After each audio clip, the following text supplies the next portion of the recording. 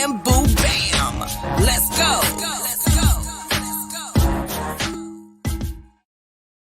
Yo, what's up? It's Halloween. Yeah. I'm your host, DJ Duss, and my co-host, Bamboo. What's up, Bam? Yo, what up? Happy Halloween, everybody. How's it going? So you, earlier this week, you told me you wanted to, like, hide in the bush and, some kids, Yeah, right? scared of kids, man. You know what I mean? Good, so, man. Can't you pull know, I that got shit no this- more.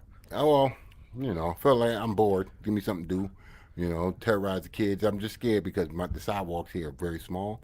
And my arm length is going to reach half of the sidewalk. And if I scare the kid too much, he's going to end up in the street and might get hit by a car. didn't even So think I'm a little about that. worried. Yeah, I'm a little worried. But Hey, don't be the weather's been shitty. It's starting to fucking get better right now, though. The sun's out. Were you dressing up if you were going to do that? Well, I got my mask. I was going to put that on, too. I forgot to put that on. Oh, you yeah? know? Yeah, I got a little mask and stuff, so when I stick my head and my arm out at the same time, get over here, you know? You're fucked up, man. No, I got my camera out front, too, though. You know what I mean? I got one of those door cameras and shit, you know? So I got to keep footage just in case, you know what I mean? I don't want nobody, calling the police on my brother, you know what I'm saying? You know? I didn't do nothing, you know what I mean? Like, you tried to snatch my candies. They tried to kidnap me, you know? Yeah, we don't need that, brother. We don't need that. It's a Halloween special. We got our special guest, good friend of the show, Tora. Mm-hmm. She's actually getting ready backstage. I can see her. There she is. Oh, she's popping back. There she is. Hey! I was like, I was just about to press the button. I'm like, she disappeared. She, on a positive note, is doing something today, right, Tora? Right. You have a little bit of a small thing.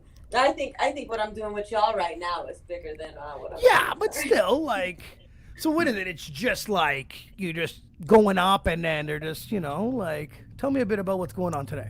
I mean, well, they're not paying me, so I'm not gonna do that. That's fair. That's fair. Just give the nice But, wave, I'm just kind of letting the community. I just kind of moved to this little, not move, but I've been working out of Los Angeles. And I've been staying in this little area called Highland Park. Mm-hmm. Okay. And so there's this little venue like right around the corner that I discovered on accident. And they're super cute little they're not exactly a gay bar, but they have like drag shows and LGBT events. Mm-hmm. Mm-hmm. And I was like, oh, this is my home, bro. Like, this is where I belong. So and I didn't know that there was a place in this community just like that, and they book like local artists, they book like painters and stuff like that to show your actual art as well as music artists. Nice. So I was like, which are both, by the way, right? Right. Mm-hmm. So I did some chatting, and they offered me to come out and kind of talk about what I'm doing here in LA and show some of my work. So That's cool, man. Good. Talking about Halloween, what was your favorite costume that you ever dressed into? Like, over the years? My gosh. I don't remember her name because it's been a long time, but you've seen the Fifth Element girl? Yes. Fifth Element girl. Yes, that girl. I did this costume when I was like 19. Povich or something like that. When she was wearing like those bandages. Mm-hmm. And I made it out of ace bandages, and it looked so badass. Ridiculous. I was like, what happened? Like, how did I do that? I just went to Walgreens and spent like $20 on ace bandages. Bam, you ever had a sick costume on for one? Nope. I got a dream of wearing a Smurf costume. I got a dream of dressing up like a Smurf. I just can't make it happen. One day I am. This has been a good 10 years you've been saying this to me. Yeah, well, if I find all the right stuff, it's gonna happen. Halloween, it's just, I don't know. I think I would have half-assed it. So I didn't dress up very often because there's times where when you work at the bar or DJ at the bar, some of these people that go all out with these costumes, like one year. Yes. There's a couple that look like they were dressed like the Planet of the Apes, and I was like, Ooh, nice. oh my God, you're right from the fucking movie. Like, wow.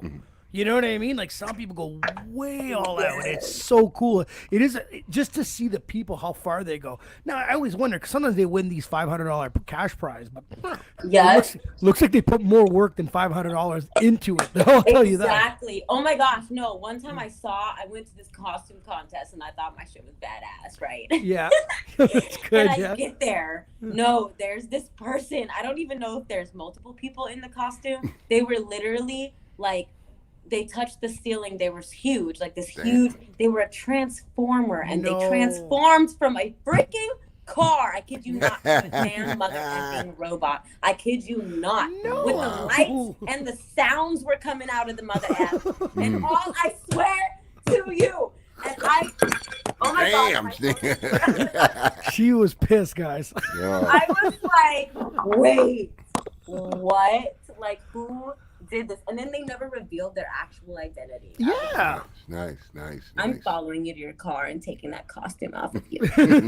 Like, who are you, please? The craziest thing I've ever had to do was when I was a doorman. I remember there was a lady and she was like walking, and you never know if like she's like it's a prop. So it was like almost like a skeleton body. Mm-hmm. And she's walking beside it and she's talking to it.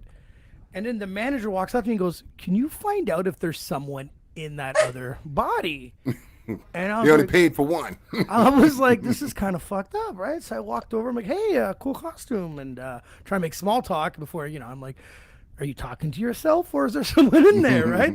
So I'm like, "Is there someone in there?" And she goes, "Yeah." I'm like, "Oh, I was told to check whoever's ID." And this little person came out and she wasn't very impressed with me. And I was like, she's like, "The guy at the door already checked my ID." And I was like, "Okay, cool. I'm just going to go get my manager." Because I didn't want to do any of this shit anyways, right? But it made sense now. But I mean, at the time, I was just like, is this woman talking? I don't know. It's Halloween. You see all sorts, right? Yes. But come out on Halloween. I was like, it is what it is. I like them dudes that dressed up like the Predator. They get so realistic, Oh man. my God. You walk up on them, they making a noise. A little thing flips up, and, look like it's gonna zap you in the face. You're like, what the fuck happened here? What about the dude that dresses up or the girl that dresses up to go to the movie theater? Like, I went to go see Halloween Kills, and some dude walked in looking like Michael Myers, and I'm like, you ain't gonna be wearing that mask for 2 hours, are you really? Right. I know. Right. Me personally, I'll be looking at it. I'll be like, you better stay over there, bro. You know what I mean? Yeah, always. Keeping an eye on him. But I'm not gonna lie to you. I sized him up a bit. He was short, so I was like, I'm okay. I was like, I'm good. I can take him still. You know what I mean? So, Tora, since last time we talked, you've been doing so much. Yeah. You are doing some photography? Yeah. So I'm in film school right now. Wait. So did we even have this conversation about me switching the schools? No. So because someone was a lawyer before trying to be, or in law school. Dude, I was in law school and I guess I'm just super like, I don't know. I'm super fucking needy when it comes to school, okay? Let's just be real. Okay, like I need a specific amount of attention, especially when it comes to school and like I have to do this work and I don't know what the instructors expect. I don't know what they actually want and what they're looking for out of each student. I need to have a one-on-one with these MFs and know what they expect out of me. And they need to know what my life is about and how crazy my shit is on the same level. You know what I mean? I think it's important for instructor to know the situation that their students are in, all of their students. So I started going to this university, man, for law. And I was like, oh, this is cool, man. Yeah. And then, like, these fools don't give a shit about you. Yeah, I feel or you. your life, or your insecurities, or if you're suicidal, or if your brother died, or if your dog shit all over your homework, or whatever. Like, they don't give a shit about anything about you. They only care about themselves and their own lives and getting that paycheck. That's right. All the universities care about. And I realized that a long time ago, actually, when I used to do a lot of national anthem singing for sporting events for the universities, and I realized how fucked up they are to their players and how they just take advantage and just trying to get that paycheck. Yeah. And I'm like, okay, I go to a university and then I realize, gosh, I already knew this. Why did I go here? Why did I do this? So, mind you, for those of you who don't know, when the pandemic hit, the art school, the really wonderful private art institution that I was going to before, shut down permanently. And kicked all its students out, and it was a really crazy chaos. There was all the sketchy things happening within the school with the people that were there. They flushed everybody out of the school and rehired, you know, pretty much everybody, all the different positions, and reopened. And so right in the middle of me, I was in between semesters. It was the summertime, and I had just finished this semester with the university, and I was like, I'm not going back. Like, there's no way, I can't do this anymore. And right when I said that, I received an email from the San Francisco Art Institute offering me a full scholarship and begging me to come back. What? Swear. What? Swear. That's so cool. And I fell to my knees, dude. Like, I was like, wait, what? A completely full, no loans, no nothing. They were going to work with me. They were going to pay my transportation if I wanted to go in person, everything. And so I was like, okay, an idiot would deny this offer. Like, I took it. I snatched it up and I said, but I don't want to go for painting and performing anymore. I want to go for film. That's dope. So I became a film major, and I made my first short film, which I have not released yet. I've been submitting it all over the place, but I have not actually publicly released yet. I've gotten a lot of really good feedback. I have this self-filming technique that I've been doing, like filming myself, acting, and doing this whole, and I edit and I do the whole thing and I color, and I've been learning in film school all this, how to do everything. That's crazy. And I have all this equipment, and I'm like, do you find it funny that, you know, we met you through the podcast, and this sounds more like it's something for you from what we know from you? You know, the whole arts parts of it, like the acting, don't get me wrong. Could you have been a lawyer? Probably, sure.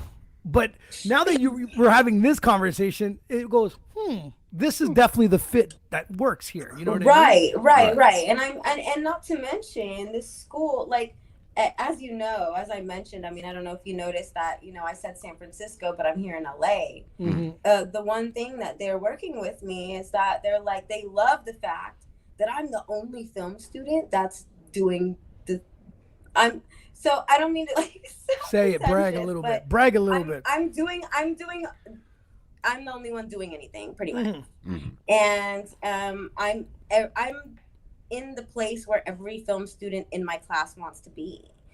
So I'm like, my teacher's been using me like as a mentor and as like a you know, a show for things, and it just feels like, gosh, like, am I finally where my destiny has been trying to fucking lead me this whole time? She's been trying to push me into this position of creating my own stuff. But I thought it was music. Like, let me do my own productions. Let me do my own shit, blah, blah, blah. Which, like, sure, like, that's cool too. But maybe it was a whole nother level of doing your own thing. And I didn't even realize until this recent relationship that I got into, that because he's a filmmaker and he has all the equipment, and when I was you know, he lets me use everything all the time. So it's like, once I picked up this Ursa that I've never touched before, and I start filming with it, and I realized that I have this eye that doesn't exist in most people, I freaked out a little bit, and I was like,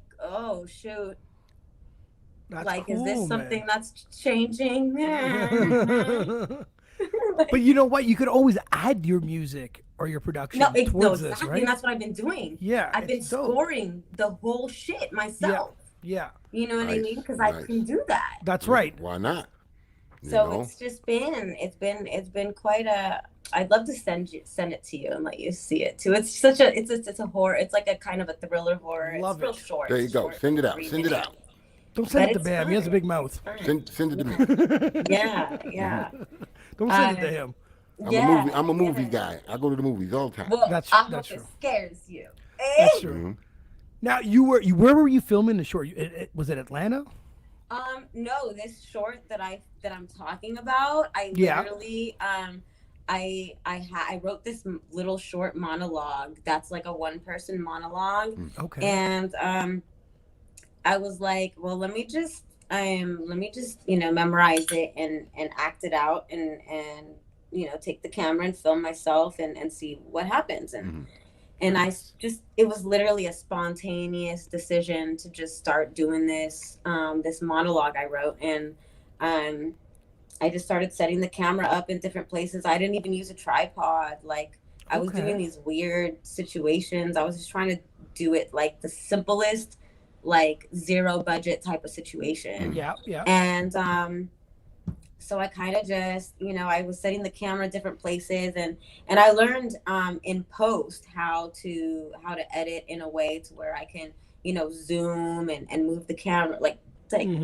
you could do so much in editing. So it's like, do I really need a camera operator to do all this stuff that I could probably do? Well, in today's editing? day and age, there's some you know what I'm saying? There's such cool stuff. Like, Exactly. Yeah. There's things now like these little tripods with sensors that just kind of like and they move like this, and they follow you and do all this shit. And like it is crazy now and with it's like, well, everyone's asking me, okay, who was the director, who was the writer, who was the filmmaker, who was the actress, and I'm like, me.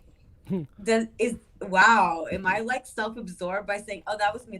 Tora's like, no, I can't work with anybody. I can't do it. I had to work by myself. No, but who was the guy? It was me still. I don't care. Working with people's great also, and I've also been doing some projects with other people, behind the camera wise lately. So, but it's it's just like, I don't need it if it's not accessible and it's not free. Because on Instagram you were looking for cast, right? Yeah, I was looking for people for a different project. Okay. Actually, it was a project where, because they're you write different projects, and it depends on what the theme is, depending on if you're gonna need people or not.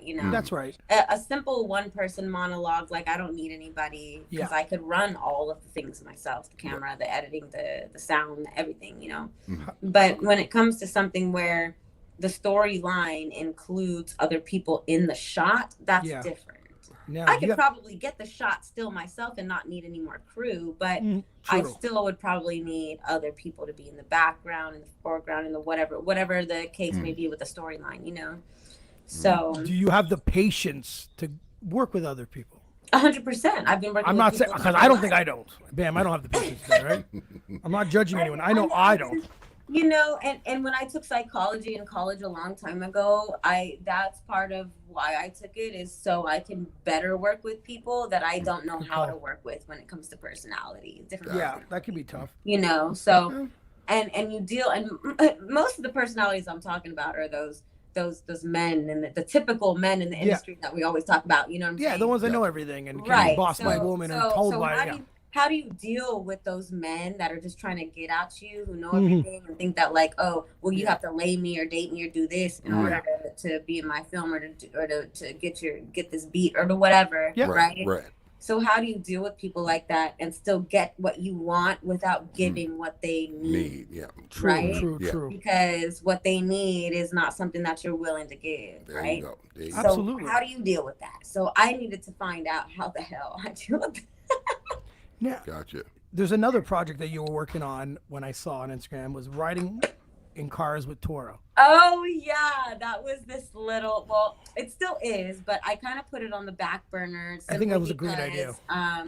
Simply because I just had all these really more important, and when it comes to the theme and the purpose, I have a lot more projects that are trying to say something, rather than trying to show something. If that makes sense. I totally get it, because I still thought that this was a cool feature, because I know that you love cars. Yeah, and I'm still doing it. So when I saw that, I was like, that's pretty dope. It's just going to take some time to get people to trust me with their cars, to be able to drive them. And that's what I realized when I was like, oh, but I have to drive your car. And they're like, oh.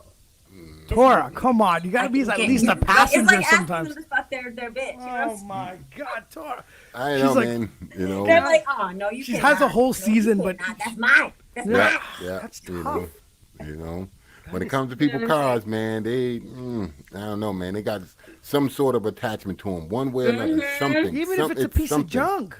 Yeah, it's something that they're attached to. Exactly. Yeah, it's wild. I still think that's a great idea if you can pull that off. But I think you got to bend a little bit and at least become the passenger of some of these vehicles, Tora. No, but my thing is that if you really want your car to be featured, and you know me, and you know that I'm a precision driver and I work in film on precision driving, and you sign a contract, a liability contract that I say that I'm liable for any damages. Yeah, fair enough. Bro, you're really still scared to drive? You a pussy. That doesn't make sense. You're getting free exposure, free everything for you, your car, your absolutely. Because most of these people are like, they own body shop companies, they own you're right. So it's more than just a car. Companies. It's like you have all this money, you own all these companies, and you can't be scared to let someone drive your car because, for one, I'm taking liability. For two, you got so much money, you drown in that shit. That wouldn't matter if I crashed your car. Not that I would. No, but you're right. You're right. Yeah, you're right. You know what I'm saying? Let's be real. That's pocket change. That little bitch is some pocket change. Now, you came up with the idea. Have you tried following up with trying to do an episode? Or have you have a couple of the back burner? Yes, I have, and I actually secured some people. The only thing is that oh my God, my phone keeps falling off this thing. No worries. The only thing is that these people are out of state. And so that digs into my budget and what I have available to be able to travel to these people. Yeah. Now I have plenty, I have like plenty of people. Like I got people in Texas. I got this whole car body shop company that's begging me to come out and film their cars and that I could drive every single one of them. Mm-hmm. But I don't have a budget to take my crew out to Texas for 3, 4, 5. How long is it going to take to shoot 10 cars? True. 10 days? Could be. Yeah. You know what I'm saying? Yeah. So I don't have that kind of budget right now. Yeah, I know. You know what I'm saying? To take my crew out there. Yeah. So that's really what's holding me back. 100%. No, 100%. Yeah. Everyone can come up with a good idea. There's still a budget behind some of these great ideas, right? Yes. There's still investors, sponsors, all that need to be negotiated with. And I don't necessarily always have that kind of time and money and effort and, to go around and just do negotiating all day for sponsors. You live in LA. There's got to be a billion cars everyone's so pretentious and so all about themselves. If it's not going to make them $1 million, they're not going to fuck about you. Yeah. Okay, I get that. Unless I get that old man that wants me to do some other shit. And then understand that I'm not gonna do it, and then still want to give me the money. And let's find him. No. Let's find that. I get that though. So where'd you come up with the idea? I came up with the idea because I kept watching all these car shows that were cool and all, because they have the cars, but they just weren't like. I just felt like it was too strenuous of like whether it came to like timing or like not really a viable cause. So my thing was like I was going to really focus on the women in the car industry because we're so shut down because it's so controlled by the patriarchy that like women don't have a place in the car industry. Really, like legitimately, like we were given a place by the men where we're given a place, but we don't actually have our own place. I see what you're saying. So I was like, how do we get our own place? And I'm watching all these, little car shows, and I'm watching the getting coffee in cars with comedians or whatever that show is with Jerry Seinfeld. I love that shit. I love him so much.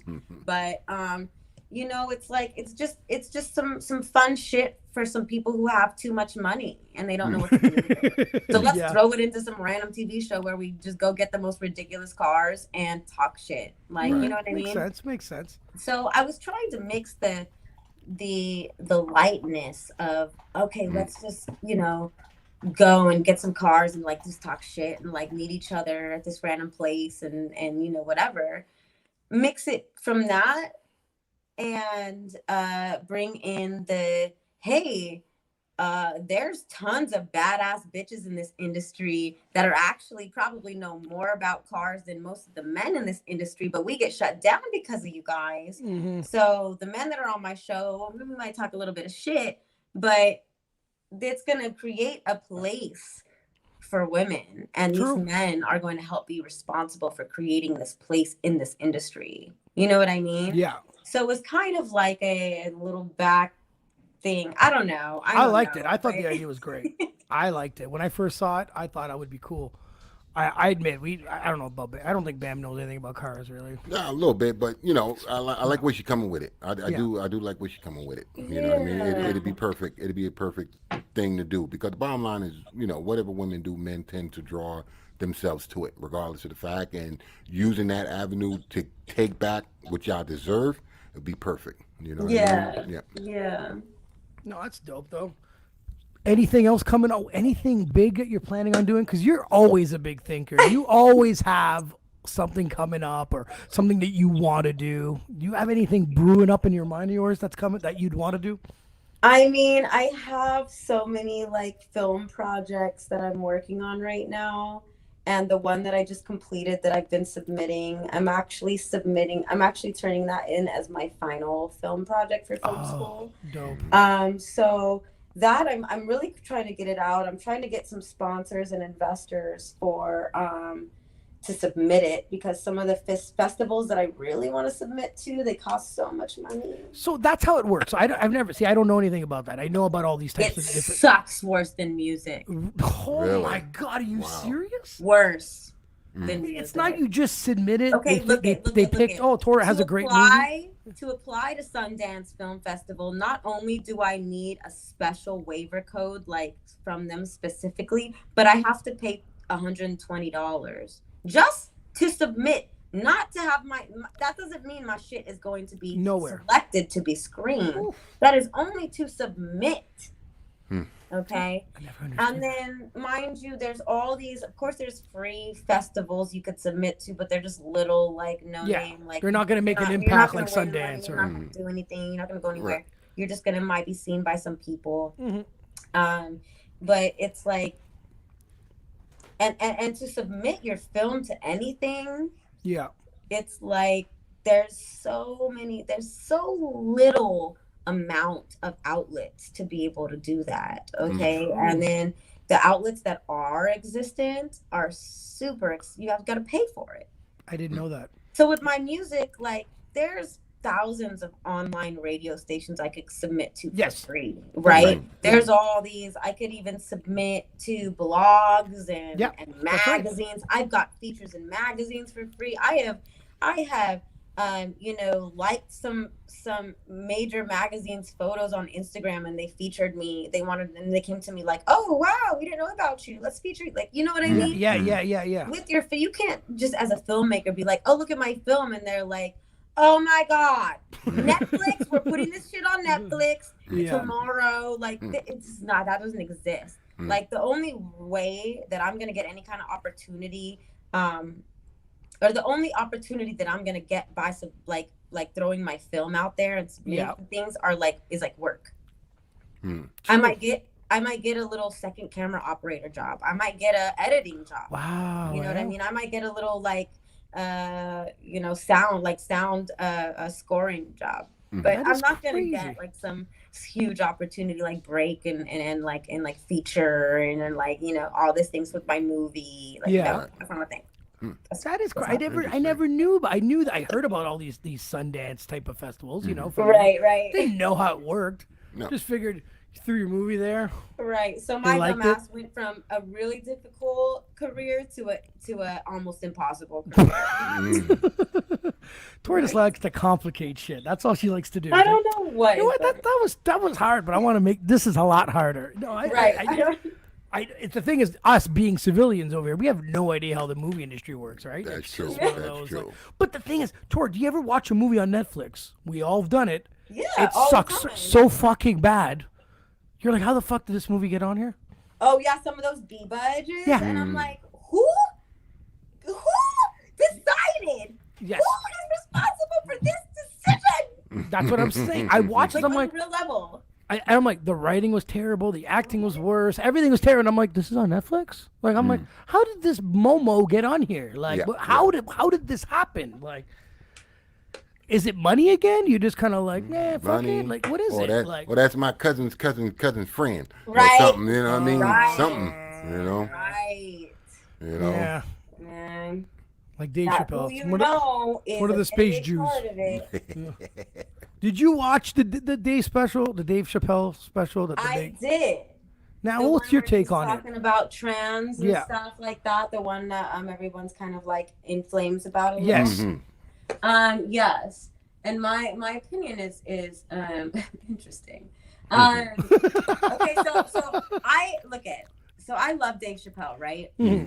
I was on Snoop After Dark with him when I was 18. Okay. A long time ago, right? Okay. And he did 5 like years a ago, special Tora. on Snoop After Dark, and I was hired as one of the little models or whatever. I was just in the back, like laughing, being stupid, right? Yeah. And that's when I first really found out about. I didn't really know about him before. Okay. That. And before I watched this special, I read some of the reviews on the special. So I read about it before I watched it. I heard a lot about it before I watched And it I too. was like, what the heck was he saying that was so crazy? Now, here's where my opinion gets a little bit complicated, because I am LGBTQ community and I am pro queer and all of that. Myself being, that's why I love your opinion on this. So after hearing the severity of the responses from that and then watching it, I had to rewind a little bit and watch the end again, because I was a little confused as to why people were so mad, because by the end he was telling a story about his friend. He was very sincere, and he had a lot of love in his heart for the community. I think people are very, very sensitive, and when something hits them in a place where they have experienced directly, it can be even more severe of a feeling of, a little bit of hurt, a little bit of a little hurt in the rear. I'm just gonna say. But mind you, everything he said was very, very honest about his feelings. Very honest about. He was literally just telling a story about his experience. And, of course he's going to joke around about certain things. I mean, that's his job on a technicality. I have best friends that are gay and queer, and from my experience, they joke around about themselves more than comedians joke around about them. So if a comedian wants to say a little joke about somebody that he personally knew and was friends with, why is it it wasn't a joke. Like, he wasn't bagging on them.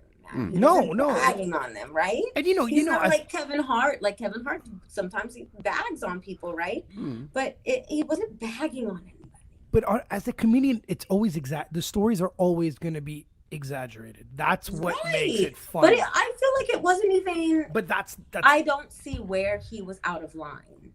Is what I'm trying to say. I don't see it. I totally agree with you there. It's just like I said. It's just I find that they're trying to cancel the man, and I'm like, well, that's not right. Your people got to struggle. We got to struggle. Why are we trying to cancel each other? You get what I'm saying? It just don't make no sense. Yeah, I get that, but I feel like that. Mind you, that was a huge, that's a huge truth and a huge statement to make. But I mean, aside from that, like, your people have been through, my people, your people, our people, like people, whatever. We're all fucking people, dude. We all talk about each other, and we all fucking do shit. We all say shit, we all do shit, we all talk about each other. They have jokes about every single race in the book, and every single type of gender, and every single type of. They have jokes about women, jokes about everything, bro. They have jokes about tatted people. people. Like, come on. Yep. Really? But when the joke's about you, you're gonna cry about it. There you go. Shut it down. Shut it down, bro. There, Because life is already too hard and for these that's what it motherfuckers is. crying over nothing, bro. There you go. There you go. That's That's it. That's exactly what we're saying. And that was his point, you know. And it's just the fact of the matter is they think they can do it, you know. And I like I said before, you know, it's like you got people making laws that transgenders can't use bathrooms. They're making laws. Right. He's joking. Shut the dude down who's making laws, because that's going to affect you for generations. You understand? Not just today, not just next week. This is years to come that this law is in place. You know what I mean? Get that man out of there. And you know one thing? I bet you Dave Chappelle would support that law any 100 day. You know? 100%. Like, so let's be real right now. Let's be real about these jokes and if they really fucking hurt you, because I don't think they did. Well, if you look rewatch that, he's made fun of the whites, the Jews, the black ladies. He was at everything. He's treating everybody like equals. He even makes fun of his goddamn self. See what I'm saying? That's exactly it. Come on now. The sensitivity is gone through the roof, and we all know that. We lived in a generation where it's like, if we told our parents that someone said something to us, they'd look at us like, "Shut the fuck up." Like, you know what I mean? Like that. You're offended about that. You know what I mean? And the world today is offended with every type of word, any type of joke. And it's gone too much. You don't think that there's worse things happening in this world to be offended about some stupid ass shit? Yeah, a lot. But on a side note, you know, being that you into the directing and the movies and acting and all of that, well, I mean, what is your thoughts on this Alec Baldwin thing with this gunshot and you know, security and you know, the safety on sets and stuff like that? What's your thoughts on that? Gosh, man, my thoughts on that are even more complicated than what we're just talking about. I just want to know, how did Alec Baldwin shoot 2 people with a handgun and Rambo killed nobody with his machine gun? That's what I'm saying. And who is responsible for props on that set? Right. And like, why so who the fuck is Alec Baldwin picking up any kind of prop, gun, toy, gun, handgun, pointing it at anybody if you're not acting in the fucking scene in the moment? What the hell? That's weird. That's right. Like, I'm gonna test out this prop gun on the photographer. Like, what? Because when I first heard about it, it was on the radio, and I was assuming that he shot an actress, and an actor. That was my assumption. No, the crew. Yeah. The crew. Yeah. That's what I started. And then I find out, I'm like, someone behind the camera and a director? I was like, what the fuck was going on there? Right. I understand if you grab the prop. No, I don't understand. But I'm saying, if you grab a prop gun and you guys are in my scene and I'm supposed to shoot you 2 and I do it real quick and there's bullets in there, I could be like, holy fuck, that's fucked up. But the people over here, I don't know. There's something weird about that story. I've never been on a set. I've never been on a set. It's the same thing that's weird about the Bruce Lee story with the crow. Brandon Lee, his son. Yes. Sorry. Yes. Well, yes. Yeah, but you know, yes. You know, and I've never been on the movie set, so I don't know the protocols, any of that. So that's why I'm asking you. You've been there, you've done this stuff, so you have real guns are not even allowed on the lot. They search your shit. So how did a real gun, get onto a lot? Mind you, I get that they use guns with like empty empty, whatever you call it, hollow shells or whatever, blanks or whatever you call the blanks. That's right. Yeah. But I just don't. We just really need to know who prepped big time. Yeah. Who prepped it? Who put that real bullet in there? Somebody put a real fucking bullet in the gun. Yeah. Somebody did that. Somebody actually mindfully did that, because there's not like, oh, I have this case of a mix of different bullets, and some of them are plastic, some of them are props, and some of them are blanks. Like, no, that's not a thing. Like, who put this real bullet in this gun? And who told dude to shoot it at or who, like, what? I don't know. There's so many questions to that we're not getting answers though from. Yeah. Like, nope. They really put the lid on that one. Oh, put a lid on it because it's a major person like, you're just like, involved with an innocent photographer who was just getting her feet off the ground, who did not have a name for herself yet. So it's like, okay, that is controversial as a mother. What?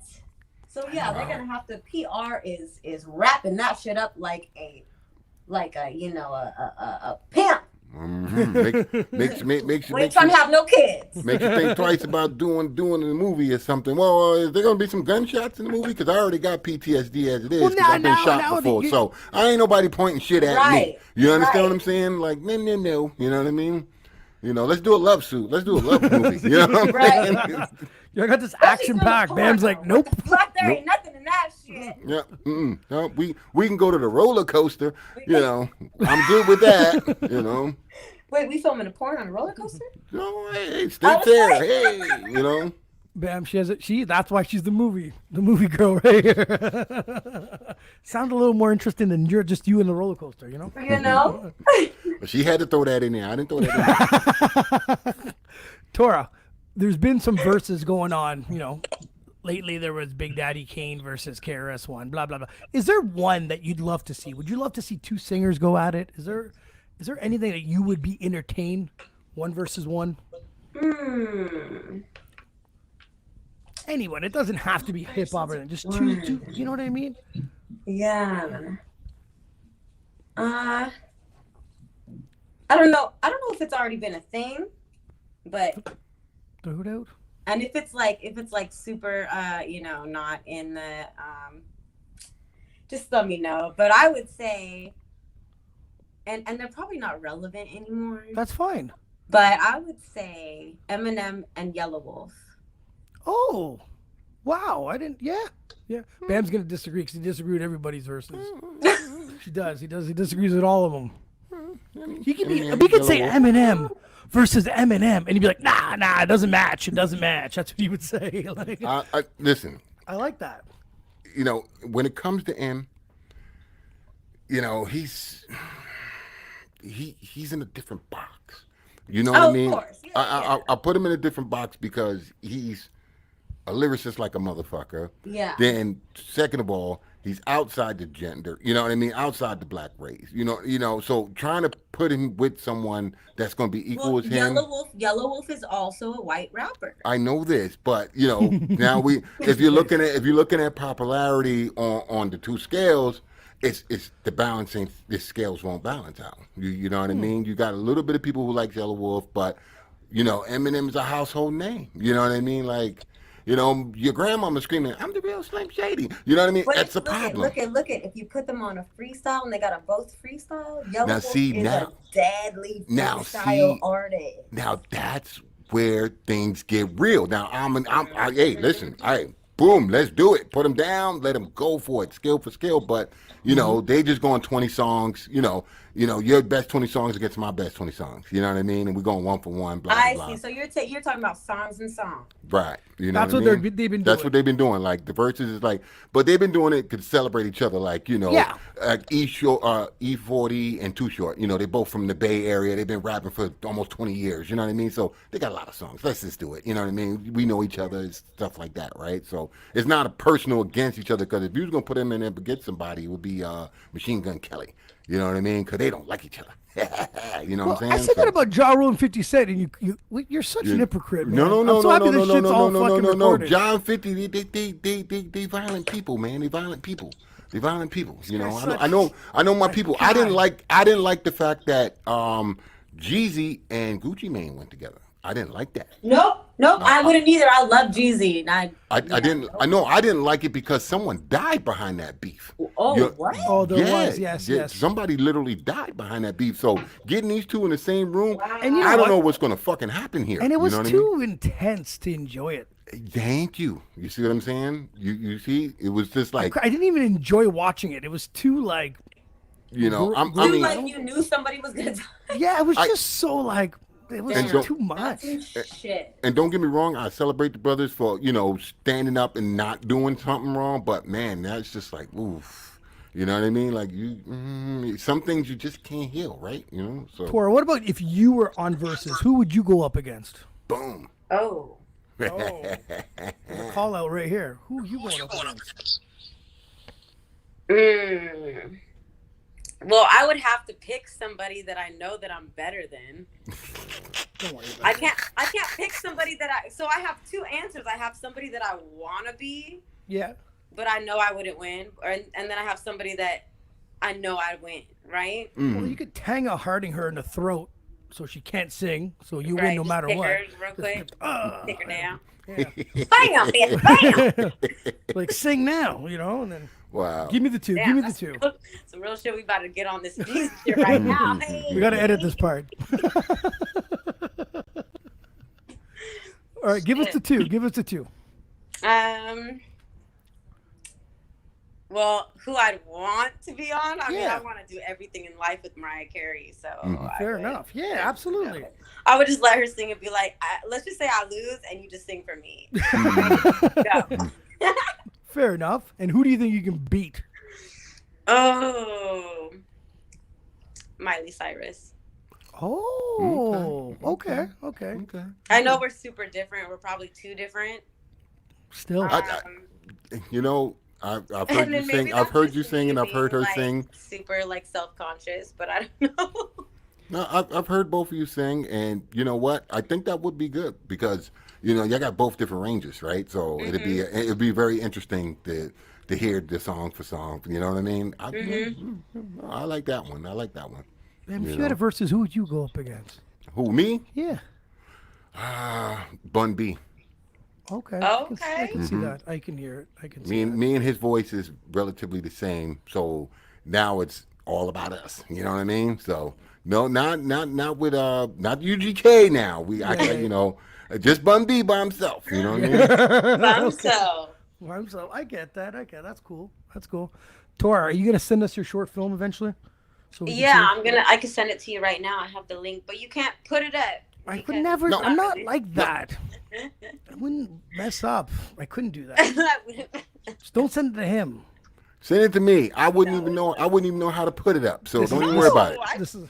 trust you. What are you talking about? It's true. He doesn't know how to put it Send up. to both of you. You should get Bam to record you and mix your music. Oh, don't do that. Don't do that. Don't do Why that. not? I'm a hot. mix engineer. He's terrible. Man. Listen, I'm terrible. I'm trying to learn this stuff, and oh man. Oh, you're just not good. I need a good one. So. Don't do it. Don't do it. The worst. Don't do it. You know. You know what I told him one time, Tora? He sends me a song, and I put it in my car, and I'm like, Jesus Christ, this sounds like shit.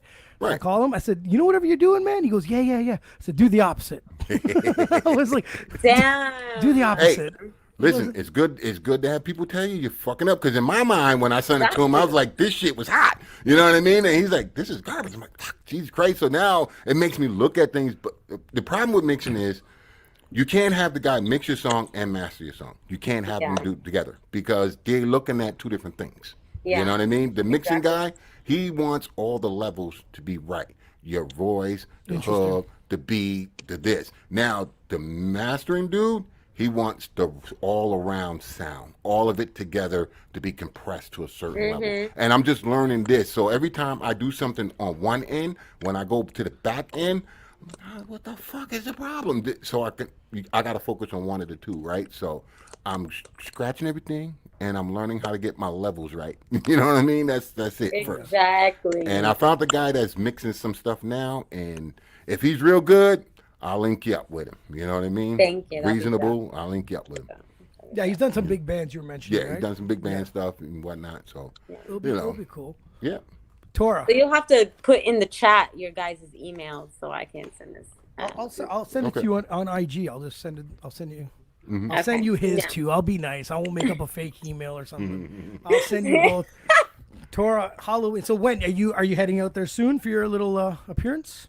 Oh, it's in a little bit. I still have to eat lunch and stuff, so I got some time. Yeah. That's cool.